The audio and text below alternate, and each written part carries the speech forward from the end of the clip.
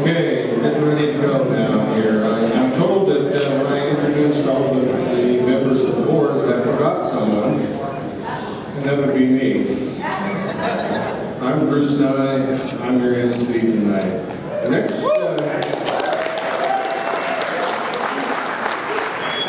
usually they throw rotten vegetables in. The next segment of our big party and dinner tonight involves the press and the media. I'm really pleased to announce that we have Joe McDonald here from Fox Sports.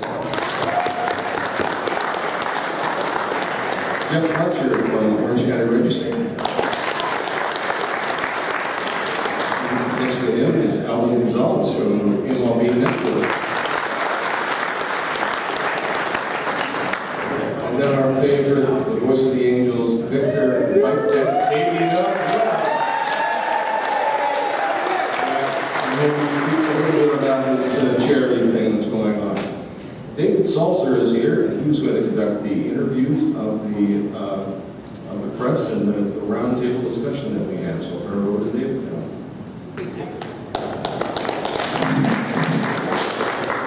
First off, thank you for coming. We're very lucky to have you all here to get this gathering of the knowledge about the Angels, so we appreciate it very much. Thank you for coming. We thought we would start off this segment first with some of the experiences you've encountered in the job over the years in the media, and then conclude with your take on the Angels in the spring and over the course of the season. With that said, we have a microphone. If I'll ask a question, you guys can pass it down. The first question we have is, what's the best part of your job?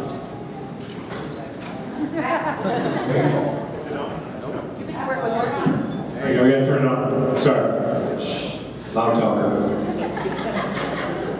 My best part is getting a chance to hang with Wally Gonzalez at MLB Network.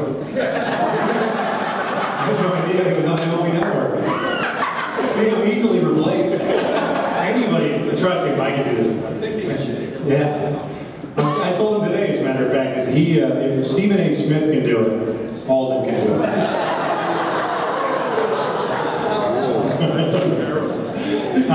Best part of my job, gosh, let's see. I get paid to go to a ballpark that I call my office, and I get to talk about the game I grew up in. It sucks. I mean, seriously, it's baseball. It's what I've known my entire life, and it's just a joy to get a chance to go to the ballpark. And even on those bad days when you're either tired or it's a long roadie or whatever, you just walk in and you see the green grass and you hear the bat and the ball making contact and stuff like that. It just kind of puts those troubles away. You know it's going to be a good day. Why do you put me next to the polished broadcaster? I write for a living, I don't talk for a living. Put the Hispanics, the Cubans on the end of the table. I'll tell you what, I love my job for the obvious reasons of I've always had a passion for baseball, and I love baseball, and I love interacting with the players and picking their brains about the game. I learn something new every day talking to these guys about how they approach the game and stuff like that. That's obvious. I get paid to cover baseball. It's great. Last year, though, was my first experience covering the same team from beginning to end. And I think one of the things that I really liked was the journey of starting from mid-February, start of spring training, and being with one team throughout the whole course of the season, seeing how storylines develop, and building a relationship with guys and seeing how they translate that on the field, and just all the things that go on in a team and how the storylines play out for the entire summer and into the fall. I think it's just really neat to see something from beginning to end, and I'm just really looking forward to it this year too, because I know they have a really exciting group and a lot of star players and a lot of stuff going on. And I just like seeing an entire script play out like that and being there for it. I just like being there to kind of chronicle it. I just thought that was great. Well, I just have kind of the obvious answers that I go to a game, and sometimes if you get a little frustrated, it's like, oh my gosh, this is the same game I've seen. This game's 3 hours and 15 minutes long, and I have to rewrite my story, and you go through all this stuff. Okay. Yeah. Did they really finish that game today? But then you go and you look out at the fans, and these people are out there that pay a lot of money and spend a lot of time and sit in their cars and sit in traffic, and they do all this stuff to go to games and sit anywhere in the ballpark. And I go for free and have like a really good seat, although not quite as good as we used to have. But I have a great seat, and I get to watch the games, and I get paid for it, and it's really hard to complain about that at any time. Actually, I'm not qualified to do anything else on this earth, so that's why basically that I do this. No, mine's a little bit different being in radio for most of my career. I've got to cover everything: basketball, baseball, football, everything you could possibly go over. Most of these guys here have been with baseball, and this is what I love to do. I love talking to these guys. I love finding out what they're like away from being baseball players or basketball players and things like that. Just getting to know them as people, and and being able to relate it back to all of you out there. I mean, even though you guys with AngelsWin and everything else have more of a conduit these days than ever before to the teams and the players and everything else, we still can provide a little bit of insight, hopefully, to what goes on, and give our opinions. If you like it, great. If you don't, that's great too. Which Angels player, currently or in the past, and then which non-Angels player has been your favorite to interview and why? Wow, that's I'll put it in one. Basically, Mike Socha, when he was a player, when he's a manager, he says nothing of consequence, really.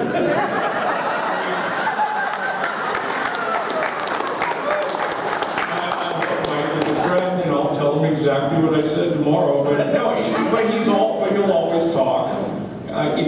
If he's mad at the world, he'll talk. You will know he's mad at the world, but he'll talk about it. And guys like that, there's something to be said for that, because there are a lot of guys who will talk only when things are going great. There are only guys who talk when they want to bitch and moan and complain about something. But when a guy who will talk under any circumstances, they're the go-to guys. And Mike was always one of those guys, and and now that he's a manager, he actually says even less than he did when he was a player. But he's going to be there to say something, and I think that's important. Well, this is a really easy one. First of all, I just started covering the Angels this season, so I've just talked to the guys here in spring training. But the past Angel is obviously Torrey Hunter, who I talked to several times as a visiting writer covering other teams, and I have a lot of experience covering different teams and all over baseball. Let me tell you, Torrey Hunter is not just one of the best Angels guys ever to talk to. He's far and away in a class by himself among all major leaguers. And these other guys give me a hard time because I came and he left. So I'm not responsible, but he's far and away one of the best guys I've ever talked to. My answer is easy. It's Cole. I love Cole, seriously. He's a great dude. But Torrey, obviously, what Jeff said is true. I mean, they don't make a play like Torrey Hunter, and I think, him not being there is going to be, huge deal for us because he was so great to us. Chipper Jones was very similar to Torrey Hunter. Chipper was a guy who was there all the time, always accountable, always there for you when you needed him. Most interesting, your question was favorite player to talk to? Yeah. Favorite Angels player to talk Or to? and non-Angels. I'll tell you what, the most interesting Angels player that I talked to, this answer is going to surprise you. It's an interesting challenge to interview C.J. Wilson. I'll tell you what, C.J. for real is a really smart guy. And he's one of those guys that, there's not many of them, he'll give you a real answer. I mean, he's not going to beat around the bush. He'll tell you how it is, and he'll challenge you. He's a challenge for me. The first day that I talked to him this spring, he told me, Alan, I hope that's the stupidest question that you asked me all spring, and I like that. It's kind of a special challenge for me. So I kind of every time that I'm talking to CJ, I try to really be on my A game because I know he's going to call me out, and I think that's unique. You don't talk to many players like that, so that's my answer. Thankfully for me, I know the real C.J. Wilson because I was in Texas when he came up, so I don't buy into the whole persona thing, and that's cool for him. But he was always good to me. I mean, he was honest, especially when he had arm troubles coming up, and then he became a reliever, and he struggled in that role as a closer for Texas. He got humbled a little bit. And I think things change, people get older and all that. But I'm glad I know C.J. when I knew him back then. Now I'm talking when he's dead. But he's a good guy. Overall, he's a good guy. And his dad's a great guy. I don't know if you've got a chance to talk with his dad. His dad travels quite a bit, and get a chance to see him a lot. I haven't seen him this spring, though. But his dad has been around a long time. I had a great conversation with his dad throughout the years. Torrey Hunter, for me, is probably the answer as far as Angel player. I'd like to say Dean Chance, just to channel a little Mark Gooch. I'm not old enough. Gooch is. But to Torrey for sure, just for the reasons Fletch mentioned, he's just a great guy. I mean, he's honest, and he gives you honest answers, and they come from the heart. And I think that's what you look for in interviews. And I know guys sometimes get scared in today's media to answer the things properly. But as we learned from Torrey and his ability to tweet about the money that may or may not be hidden under Artie Moreno's mattress in the offseason, he's certainly not afraid to express himself. So another guy for me, non-Angel, that I enjoyed talking to a lot, Mark DeRosa. When I was in Texas, and this guy went to Penn and was a quarterback at Penn. He's an extremely bright guy. And always has good things to say. I think he's going to be on TV when he's done playing. What's been the toughest challenge of your job, the toughest thing you've had to go through to get an interview? Names optional.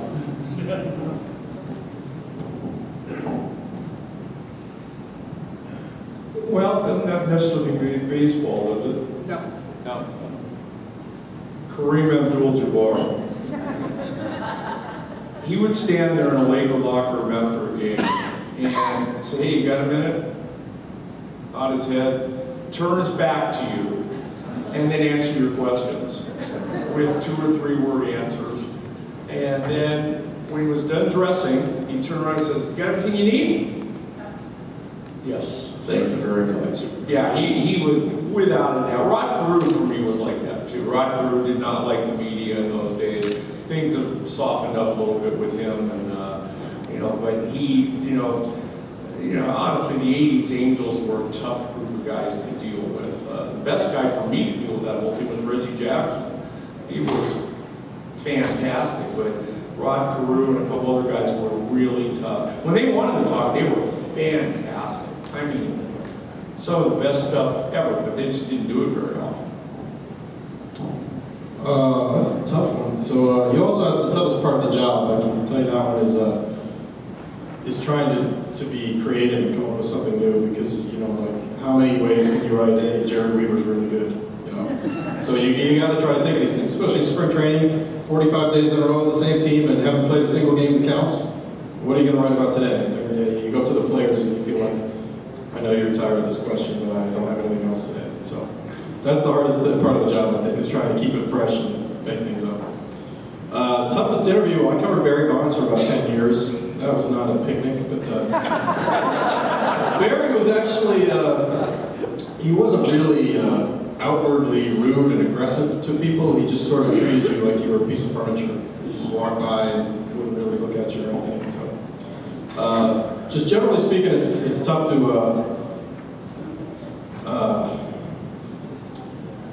in some cases, it's tough to get any players in the clubhouse because you're basically in their living room, right, Cole? The clubhouse is your living room. They're sitting around in their underwear, hanging around with their pals, and we're walking around with notebooks like, hey, got a minute? So it's a little awkward. So I know Victor doesn't even like to go in there, and I sometimes wish I didn't have to either. But that's part of the thing that we have to do, and it's kind of tough with everybody in that sense.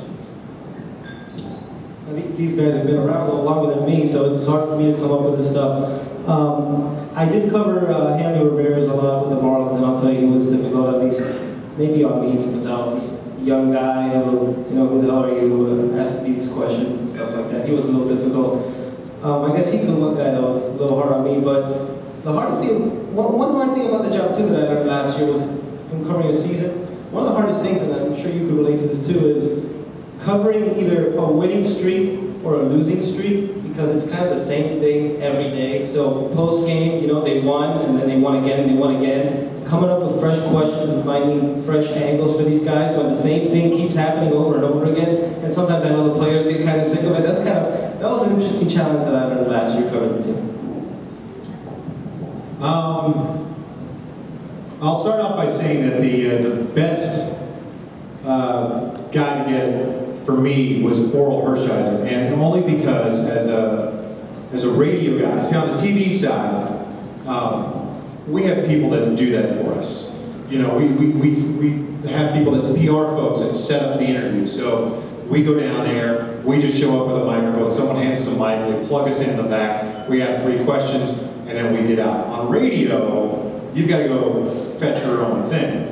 And I did 5 years in Texas on radio, and Oral, when he was the pitching coach there, was fantastic. I mean, I would tell him beforehand, especially because I hated doing these stupid interviews. I mean, they're such a pain. It's just like these guys. Now I finally got to know what it's like for you guys asking these questions.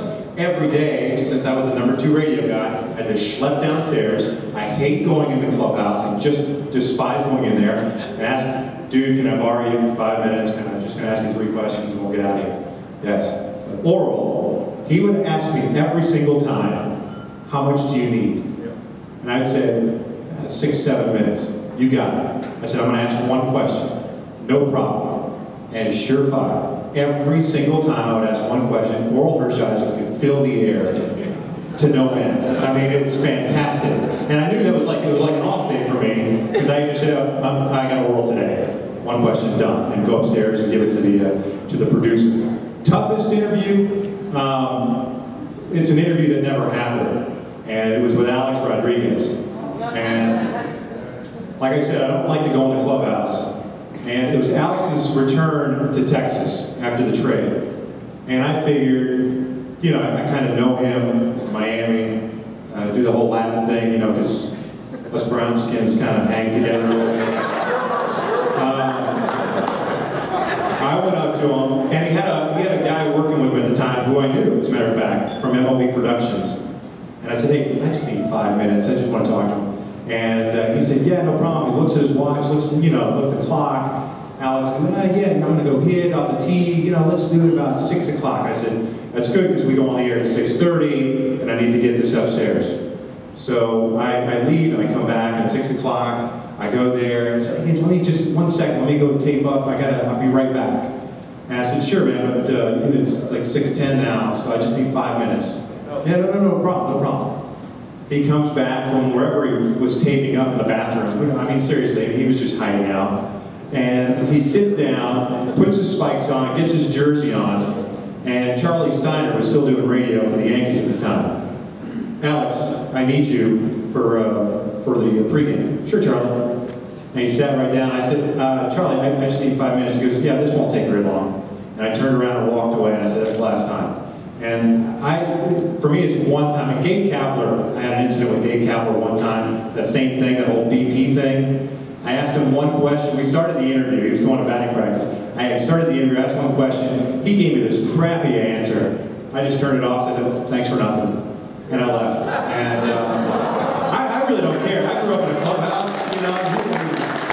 It's not that big a deal. I mean, you're just a person to me. I know you're supremely talented in what you do. No disrespect to Major League players whatsoever, but I grew up with Steve Busby's and George Brett's of the world, and guys that have accomplished something as opposed to being on a muscle magazine. It's like, Dave, shake yourself, man. I don't need this hassle.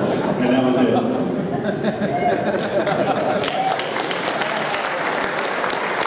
Victor, that happens to us like 6 times a week, where some guy like blows us off. Oh yeah, I gotta go to the trainer's room. We got a meeting. I'm busy, and he's like sitting there looking at his phone all the time. One of the things I had to learn from all of you is one of the unwritten rules of the press box, that you're not allowed to show favoritism or home team bias or anything like that, or over-excitement. What was the one moment in your career where you just wanted to come out of your seat, that great moment of baseball or sports in general, that you just felt like you had to come out of your seat? Actually, for me, it happened twice. Once was in 1980 when the Dodgers tied the Astros. They had to win the last 3 games of the season in order to force a playoff game. And Ron Say, and you still see this on highlights all the time, hit a home run off Frank LaCourte. And he's rounding the bases, and you could read his lips basically saying, how does he think he's going to get me out with that bleep stuff he throws, you know, and all that sort of stuff. And, you know, and I just found myself sitting, getting up out of my chair in the Dodger press box, and I couldn't believe I did it. It was like I was ready to clap, and I didn't, thank God, because I probably would be collecting garbage. The other thing I'm qualified to do.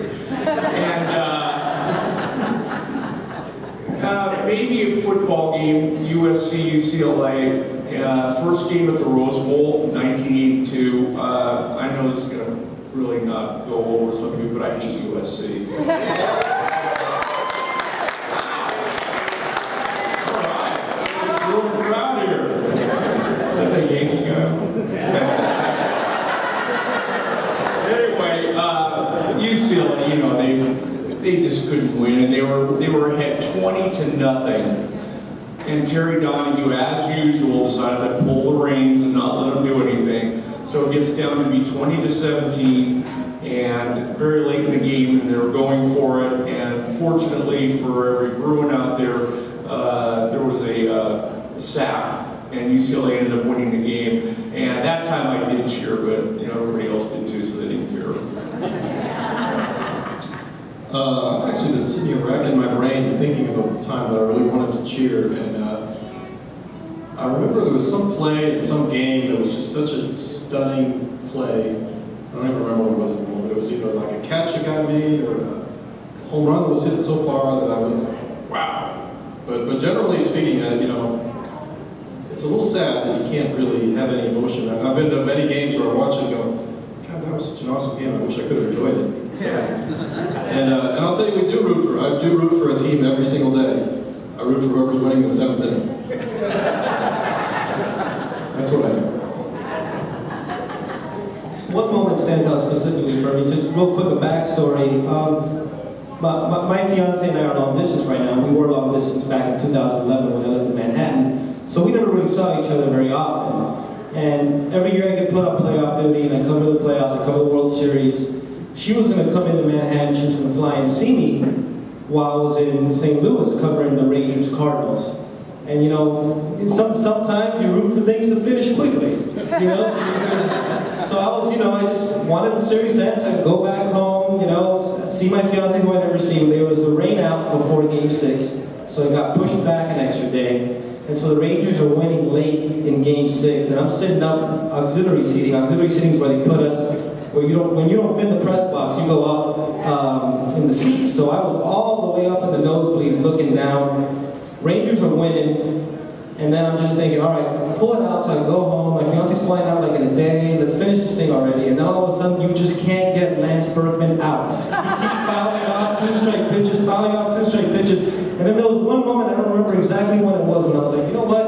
I don't care, this is really cool. And I just enjoyed it. And you know, Lance Berkman comes through, David Freese goes crazy, they win in Game 7. I didn't get to see my fiance, and if she watches this, I'm sorry.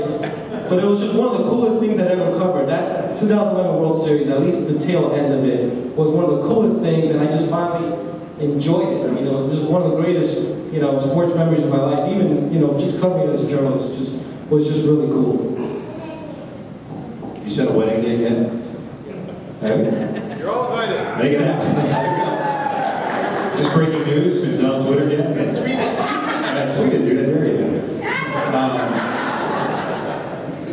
Let's see. I get excited every time the Angels do something good because it's different for me. It's you know, as the broadcaster for the team, it's, you know, I'm trying to convey the good versus the bad, and so it's different for these guys in the press box. I mean, we want the guys to go 162-0 every season. I mean, that's just the nature of the business. And but as far as getting excited or overly excited, there's 2 instances that come to mind. And one was, I was with Texas doing radio, and Sammy Sosa was with the team, and he was at 596 home runs or thereabouts. And we were in Cincinnati, I think, at the time. And we were on the bus, and I think it was my 2nd year in Texas. And I told Eric Nadel, who's a longtime voice of the Rangers and a future Hall of Famer himself, and I said, listen, because we alternated innings, I did the middle 3. I said, you know, if Sammy comes up, now that we're getting to that point, you know, I'm nobody to the Texas Rangers fan base and its history. I said, you're the voice. I said, why don't we, when Sammy comes up, I'll just turn it over to you. Even if it happens in my innings, I'll just say, for Sammy Sosa's at bat, here's Eric Nadel. And he looked at me, I mean, instantly, he said, absolutely not, no question. It is, when it happens. And we were in Cincinnati, and he hit, it was 597, I believe. He hit 598, 599, I think it was a three-run home run or a grand slam the opposite way, so it was a 599. And then we go home to play the Cubs. And so you're thinking storylines. Jason Marquis is on the mound, and the Cubs disrespected Sammy Sosa by giving Jason Marquis number 21, Sammy's number. And sure enough, second at bat, I believe it was, I had the call. And I'll never forget it. The place was jam-packed. And he swings, it was a fastball away, right center field. I mean, I pictured this day, and it was number 600. And I stood up from my chair. And in Texas, the booths aren't very tall. And I almost hit my head because I jumped up with so much excitement that I got a chance to witness history. Now, you know, that has nothing to do with the whole steroid thing and all that stuff. Who cares about that? It's just in the moment I got caught up in it, and it was phenomenal. That was one of the greatest moments of my broadcasting career, brief broadcasting career. The other was Jared Weaver last year, the no-hitter. And I don't know why, because Urban, and maybe because it was a day game in Cleveland, and, you know, Urban's got no chance. I think it was 0 and whatever against Cleveland, against life against Cleveland.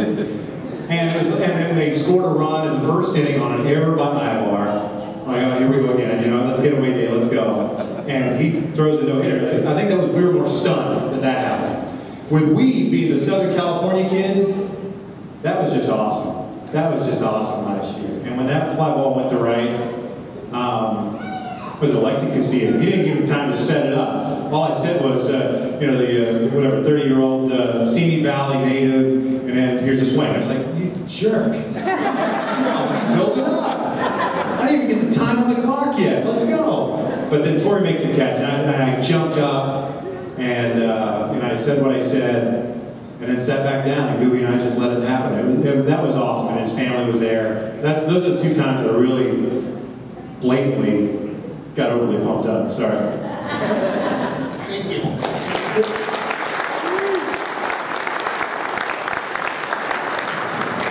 What's the wackiest story that kind of made it on the cutting room floor? Something that we don't know. Again, names optional. Something, again, also, whatever sport. Wackiest thing you've seen in sports? Oh God, there's a million of them. But my wife Elizabeth is sitting over there, unfortunately, I guess by herself right now. I see someone who puts up with me every day. And we were, let's put it this way, when we first started dating, it wasn't exactly a marriage made in heaven, that's for sure. So she, at the time, well, I'm not saying that anymore because I had her at the game today, and she goes, wow, that was a great catch. And she hated baseball at the time, hated it. So I ended up, Dennis Gilbert, most of you know who Dennis Gilbert is, former agent and now with the Chicago White Sox. He has seats right behind him and play at Dodger Stadium. You see him every game that's on there. Well, Dennis is a good friend, used to be my agent at one time. And so he said, hey, I got these tickets to this to the Philadelphia game. You want to go? I said, sure. So he gives me 4 tickets sitting first row directly behind home plate. And everything I'd ever done in sports, that was pretty cool. I'd never done that before. So we're in there, and the minute we left work, because we both, like, I guess I should give you the background. We were working at the same radio station, but because of the antiquated rules of the company that owned the station at the time, you were not allowed to, quote unquote, fraternize with your fellow employees, dating, marriage, whatever. Well, we were, and we didn't tell anybody. So the minute we left work, we started fighting immediately in the car, the whole way to Dodger Stadium. We get there, we don't say a word to each other. Sitting there, and all of a sudden, who was it, Milton Bradley? Yeah, Milton Bradley hits a home run. A grand slam. And the camera focuses on him as he's running toward and all you see behind him are two faces, hers and mine. She's playing with her hair, like I could care less that this happened, when do I get out of this torture? And I'm like, wow, that's pretty cool. I haven't sat in the stands for a game in 10 years, that's great. Anyway, we were outed that night because the program director of the radio station, that happened to be watching the game, videotaped the replay and started calling everybody.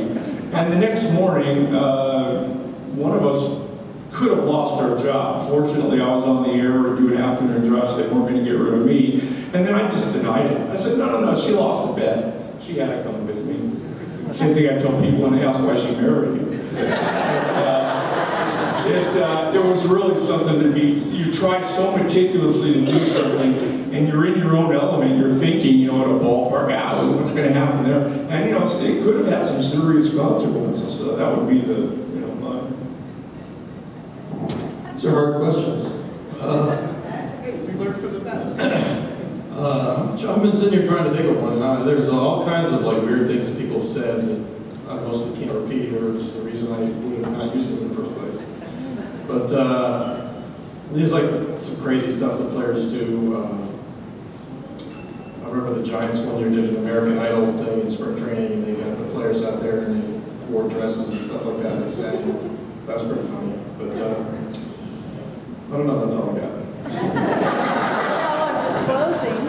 I can probably think of a better one if we give more time, but I'll use this one because I guess it's kind of you guys would be familiar with him, Fernando Rodney, obviously.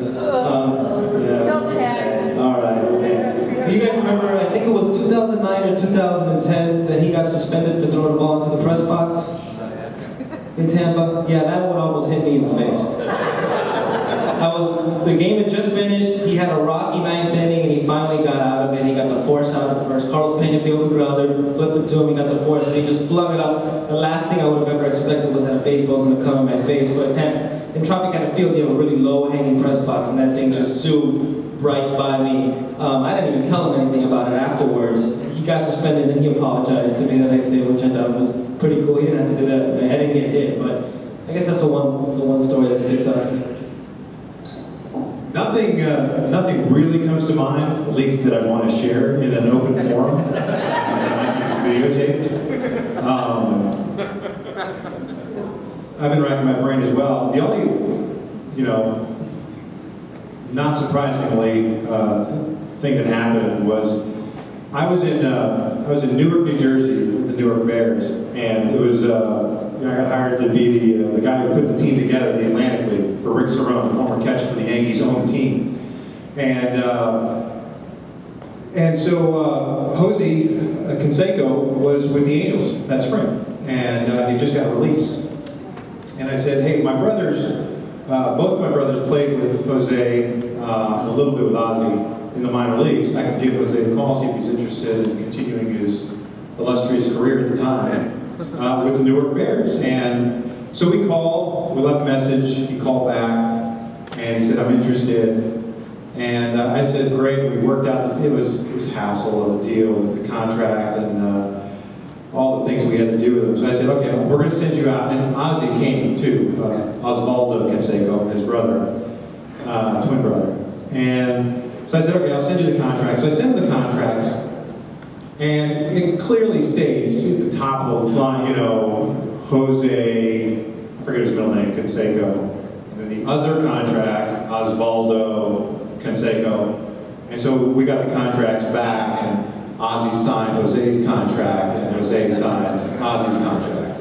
Not surprisingly, of course, considering the genius. And I like Jose to a certain extent. We had a little issue, Ozzie and I did, at one point that year. But, yeah, not surprising. That's all I got. Last question. How are the 2013 Angels going to finish, and what's going to be the key to the team this year? Are they going to win the West? If yes, why? And if not, why?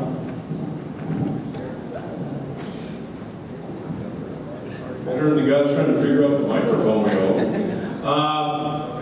look, spring training, except for guys getting in shape, means nothing. You can't, you look what the Angels, did last year, what Albert Pujols did last year. In the first month, he was probably as lost as he's ever been in his entire career, and then of course he becomes Albert Pujols again in the second week of May.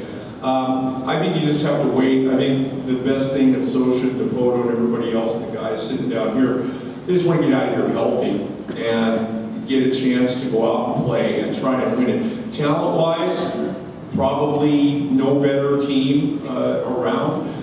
Maybe some questions in the starting pitching category, and see how that will hold up. You know, if the right guys were brought in, you know, they brought in Blanton and they brought in Vargas and guys who were, you know, fly ball pitchers in a, you know, ballpark that is pretty forgiving. You hit a ball in the air at night.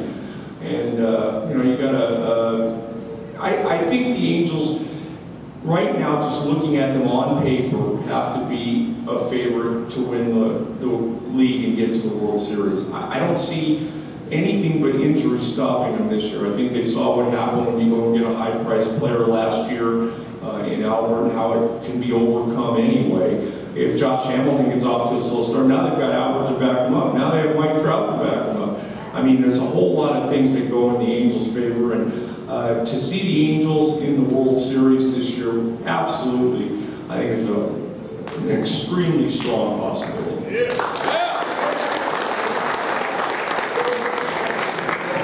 I'll just say, before I give my answer, that I'm always wrong about these things. But, you know, on paper, I think the Angels do look like the best team in the division. But it's close enough with the Rangers that, you know, a certain guy gets hurt here or there, or some, you know, young guy comes through that nobody's expecting, that could make a difference. So they're both within the margin of error that I think they both could be there. I'm actually not a big believer in the A's because I think some of their young pitchers are kind of more five-starter kind of guys, and they had a lot of guys came out of nowhere, hit a lot of home runs last year. I'm not sure they can do that again, but I think the Angels and the Rangers are definitely the top two. And if you put a gun to my head, which I hope you don't, I would take the Angels. I'm not trying to play with the crowd, but I really do feel like on paper, the Angels have the best 25-man roster in the American League West. I think the Rangers took a step back, losing Josh Hamilton.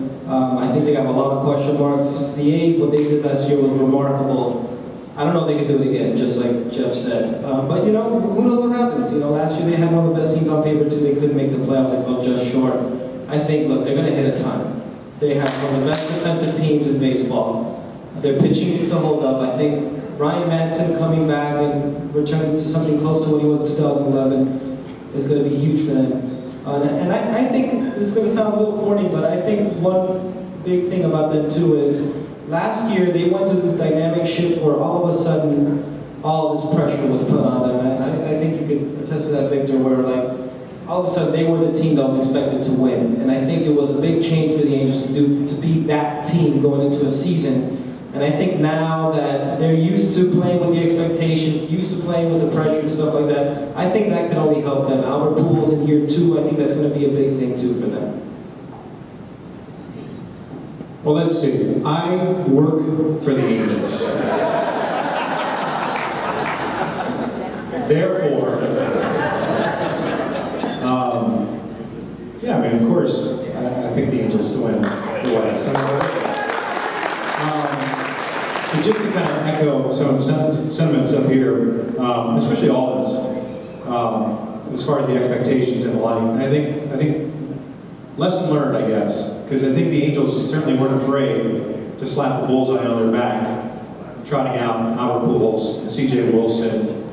What was it, 3,000, 4,000, 5,000 people that were there at the stadium that glorious December afternoon. And then April happened, 8 and 15. With all these expectations. And I think it says something about not only Artie, because we know that Artie is, you know, you go to a bullfight, Artie's in the ring with the bull, I'll put my money on Artie. He slapped that bullseye right back on the back of the Angels again. Even with 89 wins and 5 games out, third place in the American League West by going out and giving up the money to Josh Hamilton and saying to the franchise and to its fan base, I'm in it all the way. And I don't care what anybody says, people want to knock us down, that's cool. And I respect that of Artie and Jerry to go ahead and do that. So yeah, on paper like these guys say. I think the feeling that I'm getting, and I've only been here less than a week, and whether it's on Twitter or AngelsWin or whatever, I think there's a tempered expectation. I think we all realize what happened last year. Everybody was gung-ho last year. Bam! Everyone was raking in spring training. Ivar's going to lead off, and Kendrick's going to hit 550 in the 2 spot. That's how everything was going. And, I mean, it was line drives, first to third. I mean, this was awesome, you know? And all of a sudden, 8-15. Like, oh, man. So I think everyone's tempered expectations, but I think the belief is, you know, this team has got a very good chance to go deep. It better get to the postseason, number one. Because otherwise, those arrows that were slung a little bit, especially from the national media last year, they'll be out there once again. Well, on behalf of everyone at AngelsWin, thank you so much for all your hard work each and every day. Many of us could not get through the year without everything reading, listening to you. Thank you for giving us baseball each and every night and giving it your all. Thank you so much.